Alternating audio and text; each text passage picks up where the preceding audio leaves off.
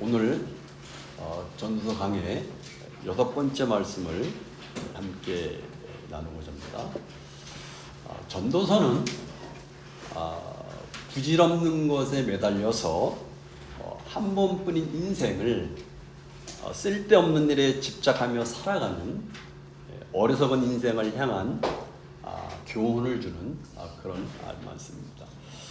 지난 시간에 우리는 솔로몬이 하나님이 없이 자신의 손으로 성취한 모든 일과 그리고 이루려고 애쓴 자신의 수고를 돌아보니까 참으로 세상 모든 것이 헛되고 바람을 잡으려는 것과 같고 아무런 보람도 없는 부질없는 짓이었다고 고백하는 그런 말씀을 살펴보았습니다. 그리고 솔로몬은 또다시 자기 반성적인 사색에 잠깁니다. 솔로몬은 이제 부유함과 즐거움의 문제로부터 눈을 돌려서 지혜와 망령됨과 어리석음에 대해서 우리에게 논하게 됩니다.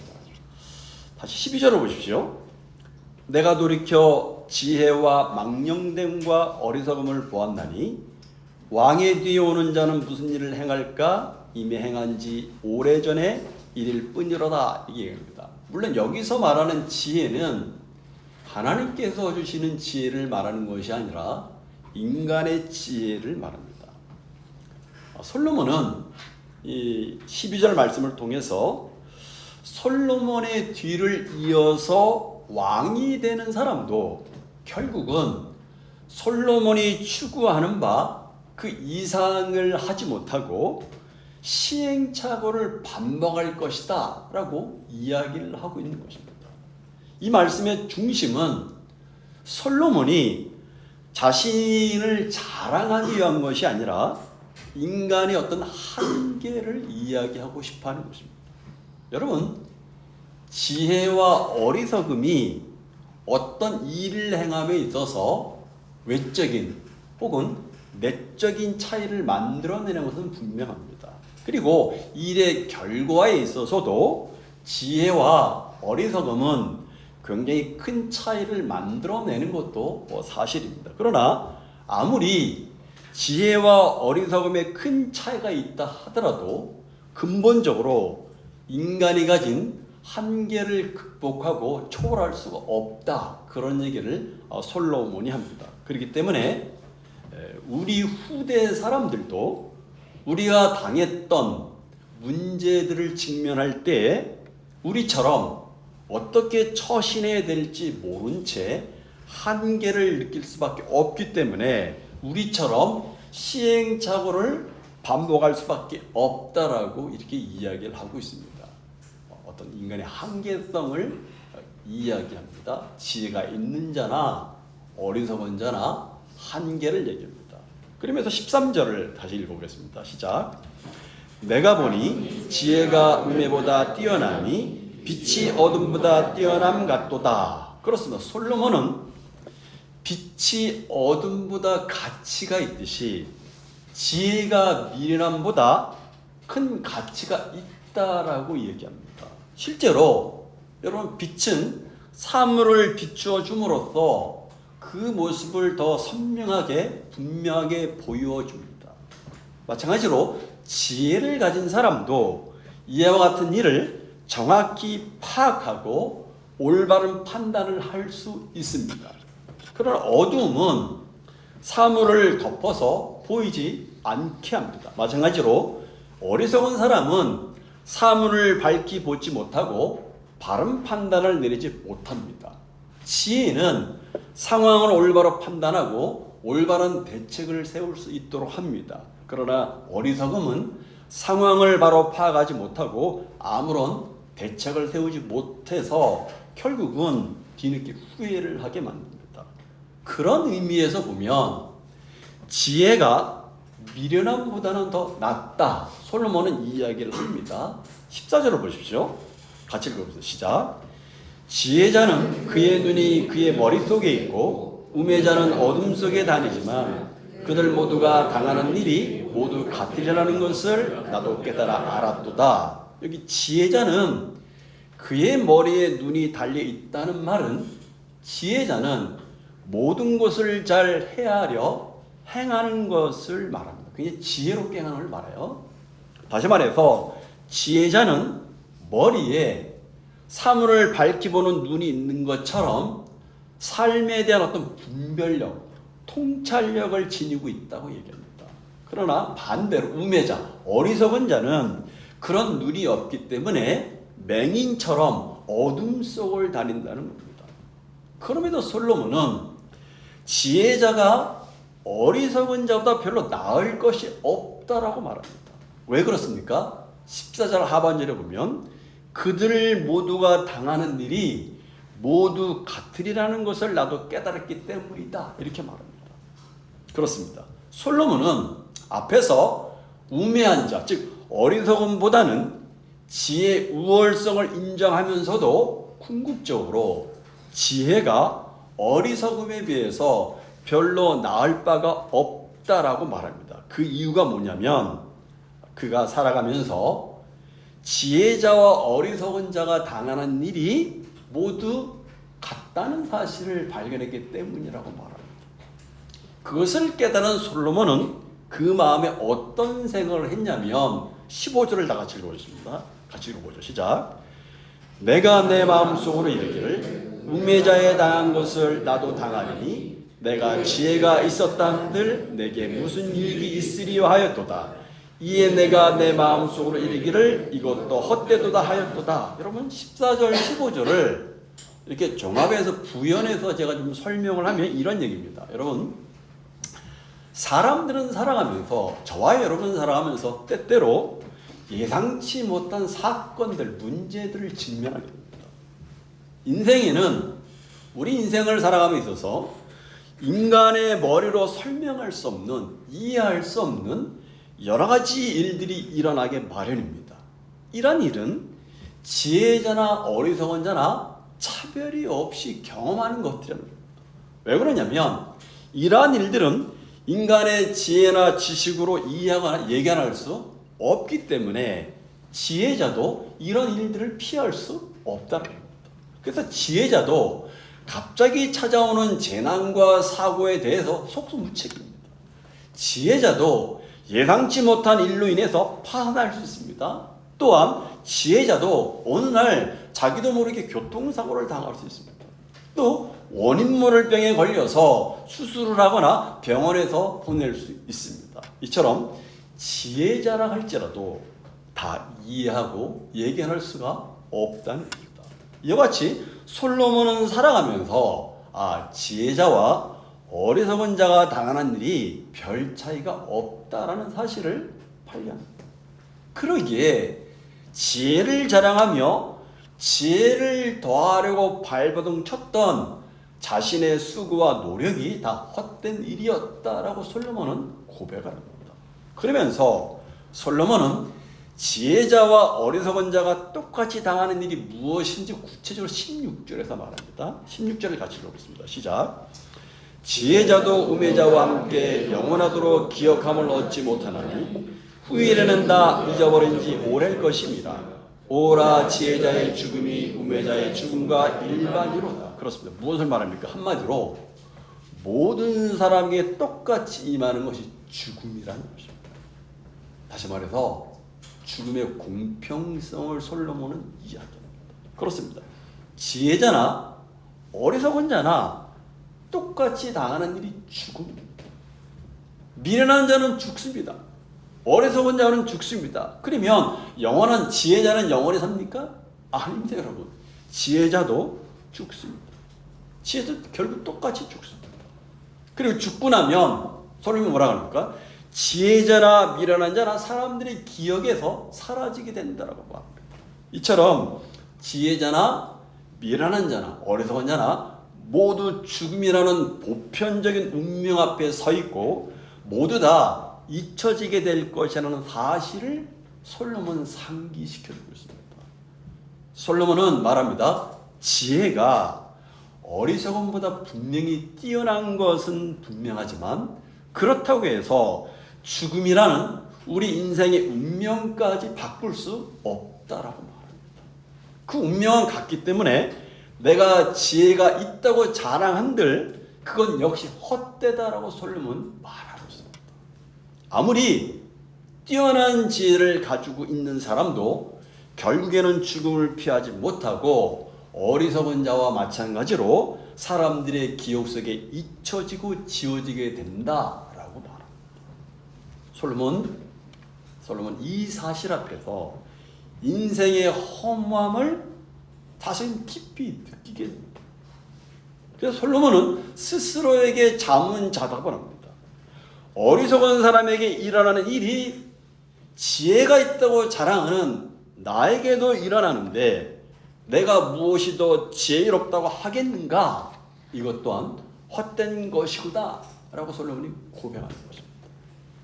서두에도 언급했지만 여기서 말하는 지혜란 하나님이 주신 지혜가 아니라 인간의 지혜를 말합니다. 누구보다도 사실은 뛰어난 지혜를 가졌던 솔로몬은 자신 역시 미련한 자가 어리석은 자가 맞이하는 죽음을 피해갈 수 없다는 사실 앞에서 굉장히 큰 허탈감을 가지게 되었습니다. 마지막 17절을 보겠습니다. 같이 보겠습니다. 시작. 이러므로 내가 사는 것을 미워하였노니 이는 해 아래 사는 일이 내게 괴로움이요 모두 다 헛되어 바람을 잡으려는 것이기 때문이라. 여기 미워하다는 말이 히브리어로 사내라는 말인데 증오하다 그런 뜻을 갖고 있습니다.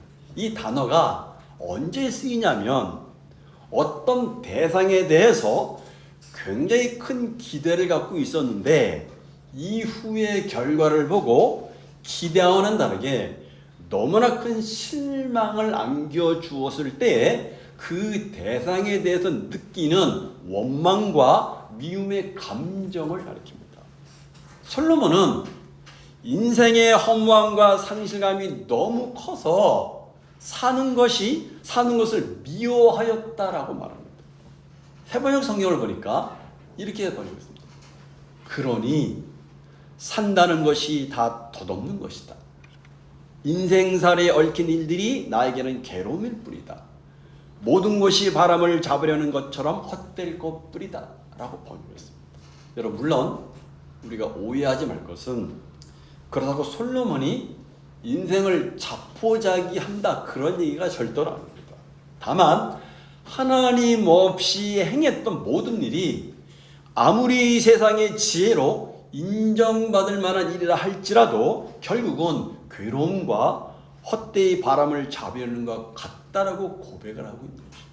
특히 여러분 인간은 도저히 극복할 수 없는 죽음 앞에서 지혜를 자랑하고 자기 어떤 업종을 잘하는 것이 무슨 의미가 있는가 솔로몬 자신이 스스로에게도 묻고 있는 것입니다. 그렇습니다.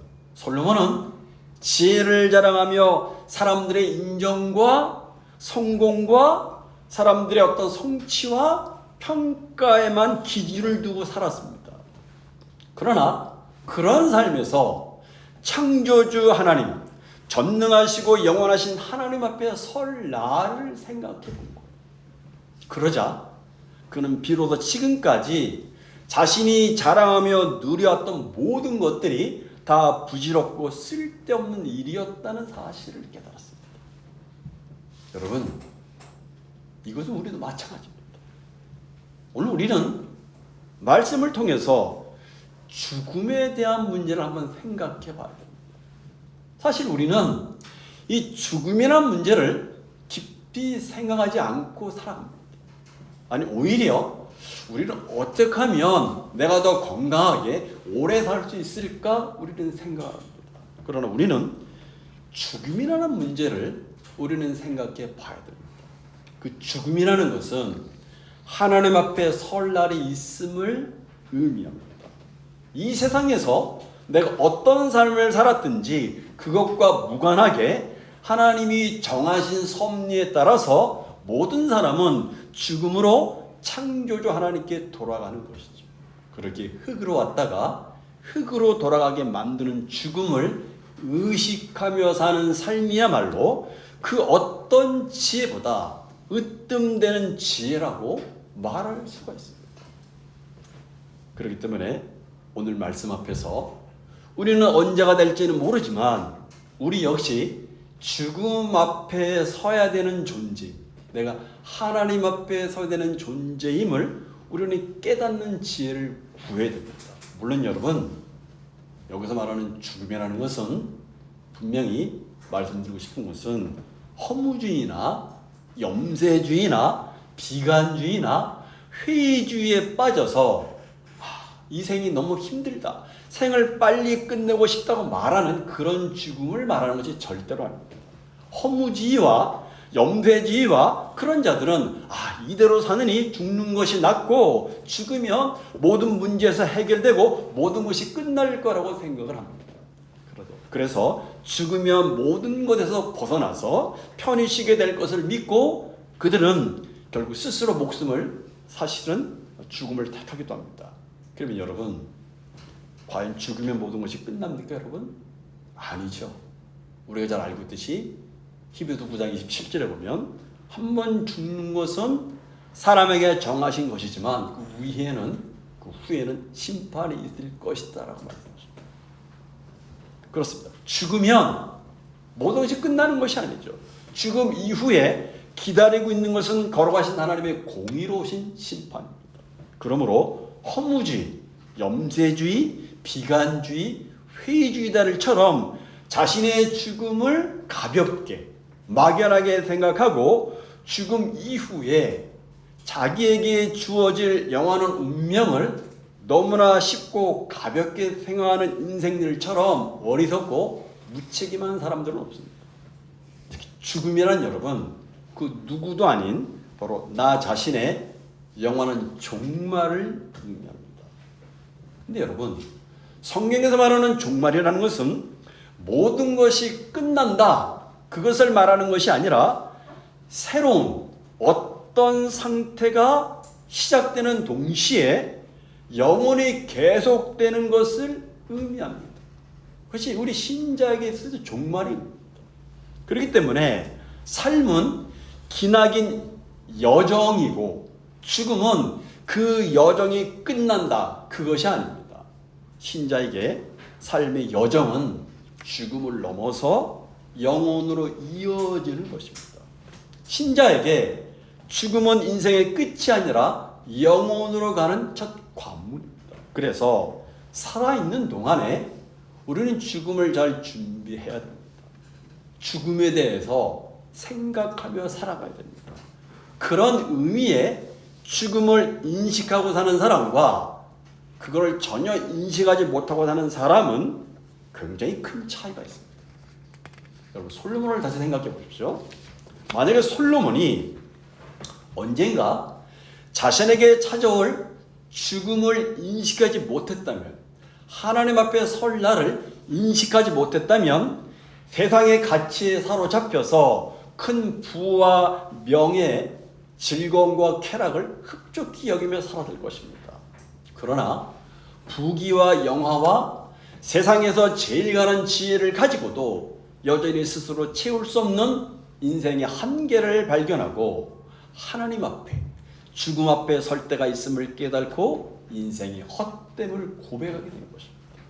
그렇기 때문에 여러분, 죽음은 모든 인간을 굉장히 겸손하게 만드는 힘이 있어요. 강한 사람도, 잘난 사람도, 부자도, 가난한 자도, 심지어 왕이라고 해도 죽음을 피하지 못하고 죽음 앞에서는 다 예외 없이 똑같이 무력합니다. 그럼에도 여러분, 많은 사람들이 나는 빼고 다른 사람들에게 해당되는 일이라고 생각을 합니다. 심지어는 나와는 상관이 없다라고까지 생각을 합니다. 그것은 참 어리석다라고 합니다. 그렇다면 여러분, 왜 우리가 죽음을 의식하며 살아야 됩니까? 그것은 우리 자신이 죽을 수밖에 없는 유한한 존재라는 것을 인식할 때 비로소 겸손하게 하나님을 찾기 때문에 그렇습니다. 우리 자신의 한계를 깨닫고 하나님의 궁휼하심을 구하고 하나님의 손을 놓지 않게 되기 때문에 그렇습니다. 또한 자신이 죽을 수밖에 없는 유한한 존재임을 인식할 때 비로소 다른 사람을 향해서 겸손해질 수 있습니다. 가족과 직장 동료와 그리고 교회 지체들을 좀 더 겸손한 마음으로 대하고 좀 더 서로 존귀 여기며 살아갈 수가 있습니다. 또한 자신이 죽을 수밖에 없는 유한한 존재인 것을 인식할 때 비로소 하루하루를 살아가면서 진실된 자기 반성이 일어나게 됩니다. 그래서 어제보다 오늘을, 오늘보다 내일을 더 진실하게 살아갑니다. 그러기에 죽음을 준비하는 것은 오늘을 진지하게 사는 태도로 이어질 수밖에 없는 거예요. 죽음의 임박성을 의식하면서 살기 시작할 때 우리는 만일 내가 내일 죽을 것이라면, 아니 만약에 내가 언제 죽을 것인지 모른다면, 그렇다면 내게 제일 중요한 것이 무엇일까를 물으며 살아갈 수밖에 없어요. 죽음을 인식한다는 것은 그런 겁니다. 내일, 모레, 언제 죽음을 내가 맞이할지 모르는데 그것을 인식하게 되면 자동적으로 지금 나의 삶에서 제일 중요한 것이 무엇인지를 생각하게 됩니다. 죽음이 가까이 오고 있다는 의식은 우리로 하여금 자랑과 교만과 허영과 욕심을 버리게 만듭니다. 그러나 반대로 자신의 죽음을 인식하지 못하는 사람은 어떻게 합니까? 자기 소견에 옳은 대로 자신이 주인이 되어서 하나님과 상관이 없는 삶을 살다가 결국은 삶을 후회하며 사는 인생이 되고 맙니다.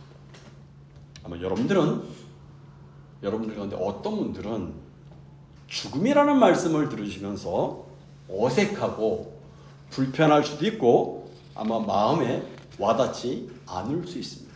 심지어 아마 어떤 분들은 목사님, 지금 먹고 살기도 바쁜데 무엇하러 아직도 도래하지 않는, 기분 좋지 않는 그런 죽음을 생각하고 죽음을 준비하라고 말씀하십니까? 그렇게 불편하고 언짢을 분도 계실 것입니다.